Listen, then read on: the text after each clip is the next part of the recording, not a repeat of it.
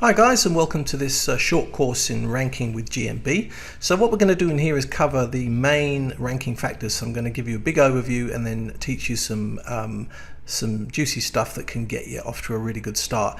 Obviously there are lots and lots of factors that can affect your ranking in GMB, but there are four main overviews that we need to look at, and from those you can sort of drill down and think of individual ways that you might be able to move the needle. But I'm going to give you a lot of stuff that I know works, and it's been tested and tried and it works really well, so that's going to get you off to a good start hopefully. So without further ado, we'll dive into going over the main ranking factors and what we might be able to do to manipulate them.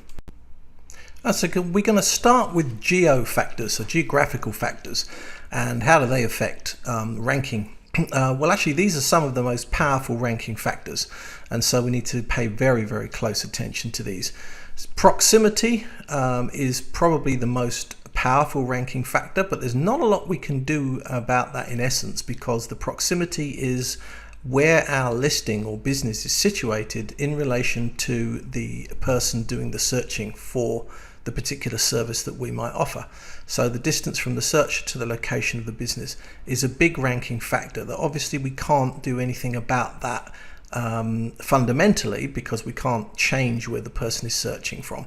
But there are things we can do to manipulate it and to actually help things considerably in our favor. So let's have a look at what those might be. Okay, so let's have a look at how we can manipulate some geo factors to improve our ranking. So first of all, we can mention the areas that you wish to rank for in the content. So in posts, in your description, titles, blogs, G sites, your main website, all of these places you should be mentioning the areas that you actually want to rank in, so that Google can read that and get an idea that you want to rank there. So that's pretty obvious really, that if we don't mention it, Google aren't going to know that we want to rank there. So the other thing is to link out to those areas on Google Maps. Now don't worry, at this stage I'm going to show you how to do all of this. Okay. The other one is using place IDs. So you can, every location has a unique place ID. Okay, and we can use those because Google understands what they are in order to increase geographic relevance. Using postcode or zip code, whichever applies in your country, local telephone numbers, because Google will read the code and identify the areas that corresponds to, and airport codes. Actually, if you can use sensibly use an airport code in your description somewhere or any of your content, then it makes sense to use it, because Google will tie that to the city that you're actually trying to rank in. Okay, so the next thing that we can do is build driving directions maps. So there's two ways you can go about doing this. One is you can use a software. I actually have a software that I sell to build driving directions maps, but you can do them manually. And in doing them manually, there's two things you can do with them. One is that you can grab them as part of your CTR, or your traffic campaign, and we'll cover that in more depth later. The other thing is that you can grab the driving directions maps, grab an embed code and actually embed them in places, so that when Google crawls them, they see the embed there. It then creates geo relevance between the start point of the journey on the driving directions map and the end point of the journey. One of those two is going to be the business. But again, we'll cover that in depth, so you don't need to worry about knowing exactly what I'm talking about right now. But those are the things there that are sort of synopsized. They're the things that we need to address in order to increase our geo relevance and to maximize the rankings from a geographic standpoint, a proximity standpoint. Okay, so that's it with geo relevance for the time being. We'll go more in depth in that shortly. So our next thing we're going to cover is niche relevance. So we're going to have a look at what that really effectively means and how to create it. I should imagine most of you have a pretty good idea that niche relevance relates to the topical subject of what the actual service or business is about. And we need to obviously match the niche relevance of the business with the search query. So if somebody's looking for a plumber, for example, we need to make sure that we're mentioning things on the site like plum, plumbing, plumber, basin, faucet, taps, sink, pipes, drains. You get the idea. Boiler, heater, yeah, etc., etc. So all of these things are actually going to be topically relevant, and they're also I threw in a few LSI ones there as well. All of this you really need to get a handle on in order to just convince Google that your content is relevant to the search query. So let's have a look a little bit further at how we might go about doing that. Okay, so the next thing that we're going to look at is site architecture. Site architecture is critical to niche relevance, because if we don't get the architecture of the site right, then we're not going to encourage Google to come and crawl it, and we're also not going to be telling Google exactly what it is that the site's about and what to rank for. So it's very, very important to get that right. Now, this applies to your GMB as well, but it's a little bit, you don't have the same opportunity with your GMB listing to influence the architecture of it as you do with a website. You have full control over, say, for example, an HTML or a WordPress website, and you should take advantage of that. Mike can give you an awful lot of guidance on how to structure your website. Also, I'll refer you to Kyle Roof's on-page course. He has an amazing course on on-page ranking. I'm not affiliated with Kyle. I don't get any commission for recommending it. I'm recommending it purely because it is an excellent resource. So the next thing that we need to look at after site architecture, and I will show you build out on a GMB website to go over a little of that, term count and frequency. And I've just put here in brackets, don't be an outlier. So what does that mean?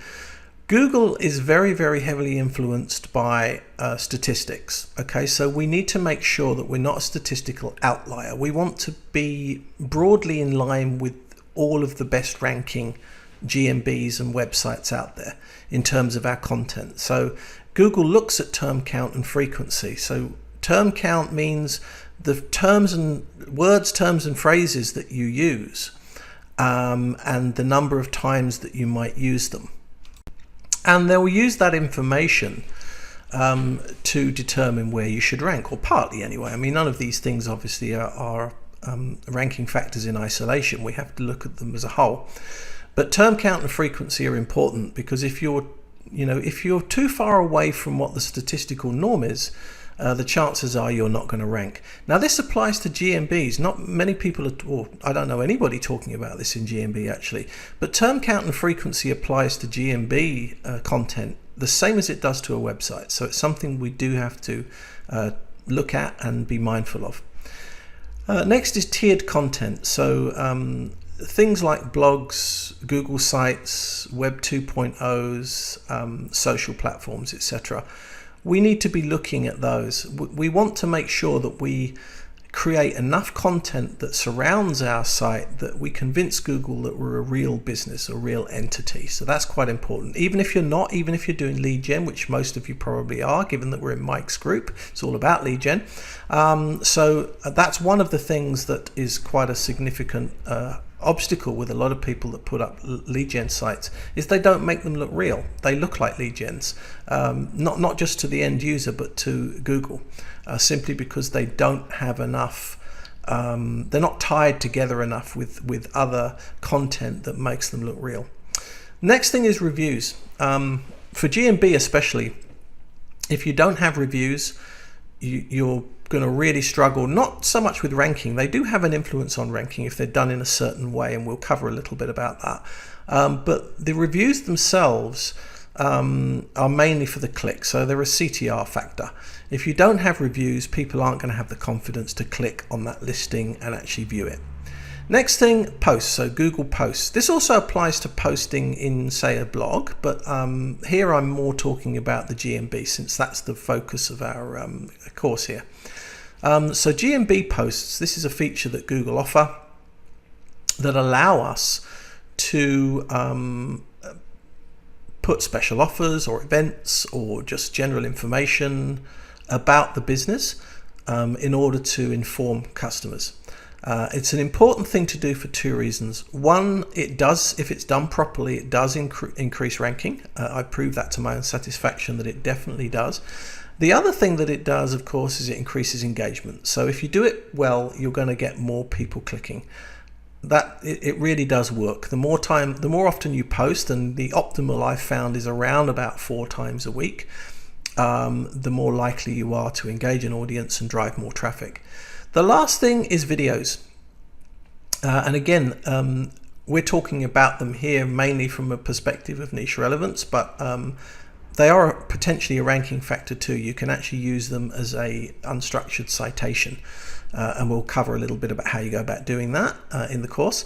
But also they're great for niche relevance, because if you're creating relevant content that Google will actually look at, then that again makes you look like a real brand, and it cements the fact that the query that somebody's searching for, you've got a lot of content on the net that relates to that query.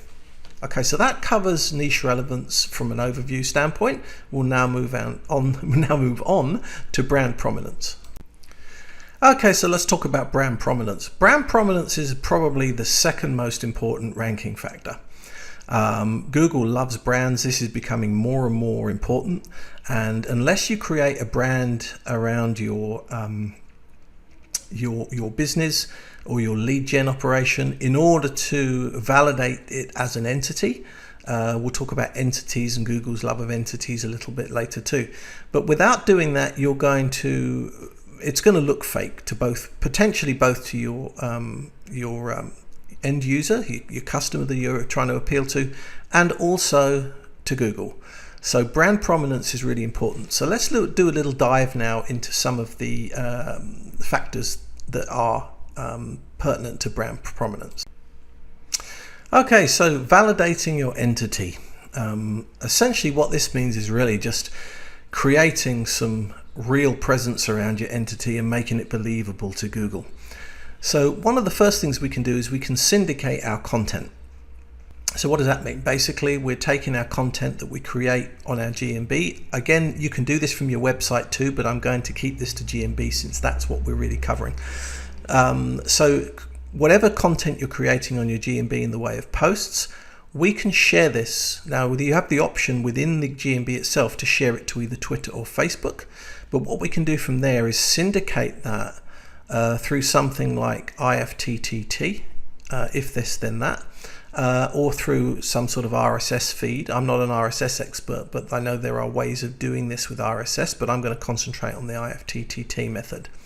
And that will syndicate your content to several properties. So for example, you may have 20 different social platforms and Web20s, blogs, etc. that you're using. Okay, and what you can do is you can post from your GMB to either Twitter or Facebook, and then have within IFTTT you can have what they call an applet. It's kind of like a recipe, I guess, which you use to then syndicate that content throughout all the other properties that you own for that business. And then that's done completely on autopilot. As soon as you post from GMB, it's going to automatically post to all those other properties, and that's a very powerful thing to be doing. So we're going to touch a little bit on how you go about doing that. Next thing is citations. Absolutely critical, guys. If you're going to put GMBs up and you want them to rank, you need citations. There are essentially two types of citations. We've got structured citations, and these are kind of like your, let's say for example, you got listed in Yellow Pages or Yelp or any of the online directories. These are what you might call structured citations. Unstructured citations would be if you build a Google site and you put your NAP in there, your name, address, and telephone number, and your general contact details. It could include your web address, and it could include also some of your other social profiles, but that essentially will become an unstructured citation. You could do the same with a Web 2.0. You could do it with, let's think, unstructured citations. You could even do it with videos. We'll touch on how you do that too. One more thing, press releases. Okay, so let's have a look at these. One of the good things about a press release, it obviously creates backlinks back to your website, so that's a good thing. But one of the other things that it does, if you manage to get the press release into Google News, and I recommend that you use a service that does guarantee that, what you can do is you can go on a bit of link building and traffic campaign immediately after your press release has gone out.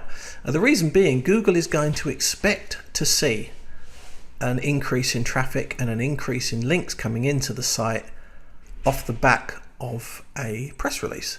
So it's not going to be surprising. You're not going to be doing anything that Google aren't expecting to see. We touched on unstructured citations. What are they a moment ago? So that, as I said, these could be things like Google Sites.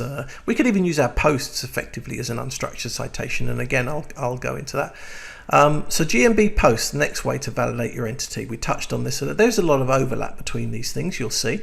But GMB posts are a really important way to validate your entity, because every time you post out from your GMB, you're telling Google that you're an active user. One of the biggest giveaways for both customers and for Google with a GMB, if it's not used, if the GMB just sits there, so it has a little bit of inbound traffic, but essentially the GMB actually isn't used by the company or the entity that's purporting to be a company, then it's a bit of a red flag to Google. You're not active on that site, and therefore it may not be real. Okay, reviews. What does Google really want to see? Okay, I'm going to cover this in a little bit more depth, because most of you probably have no idea how you should really be structuring reviews. There really is a lot of nonsense surrounding reviews and the benefit of them from a ranking perspective, from a brand prominence perspective. Here's the thing, they have to look real. So if you're going to do fake reviews, they have to look real. Now, most people are going to restrict that to thinking, oh, I've written a good review, it reads well, therefore it's believable. It goes far more in depth than that, and we'll touch on that. And once you get an overview of why it matters, you'll understand what's important about doing reviews and how to do them the right way. Okay, lastly, CTR. So how to use traffic to increase your brand prominence.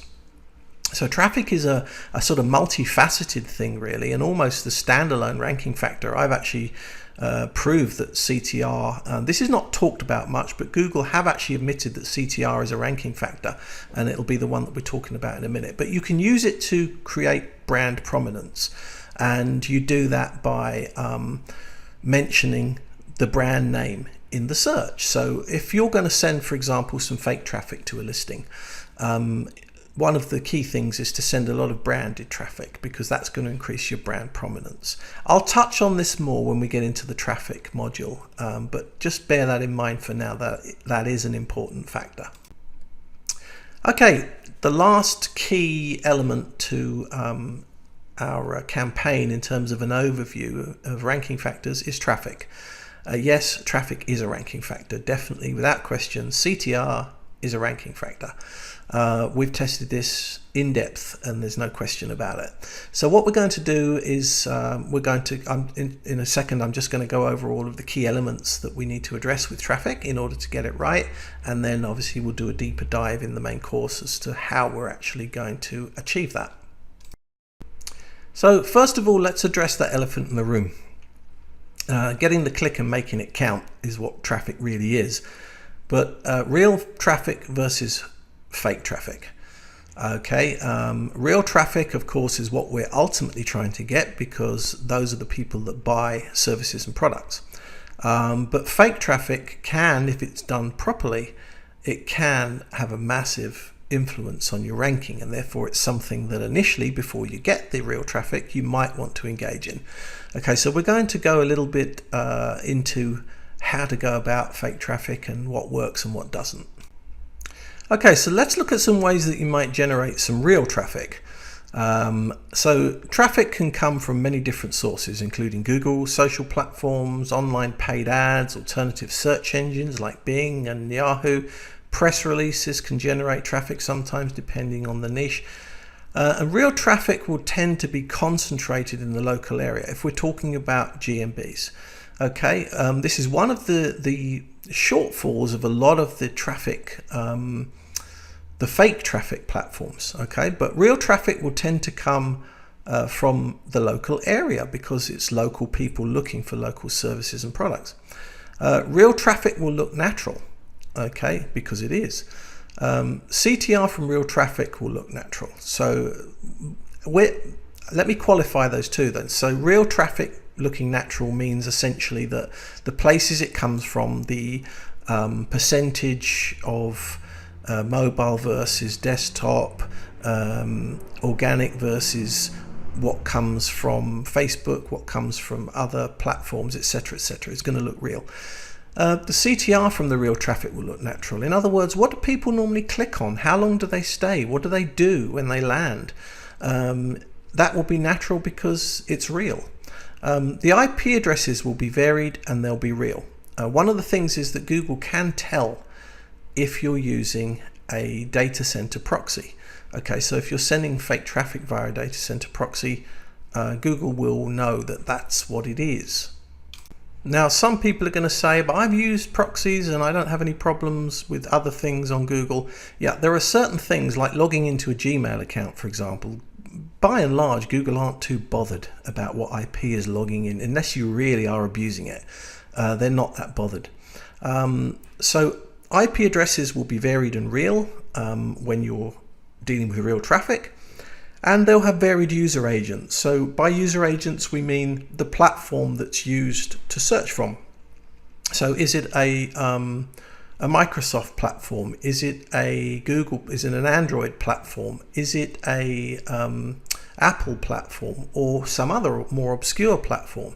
And again, the number of user agents and the sort of proportion of them used and the distribution of them is going to look natural because the traffic is real. Right, so now let's get on to the juicy subject of fake traffic. This is something that is very in vogue at the moment. A lot of people talking about this. There's a lot of chatter in the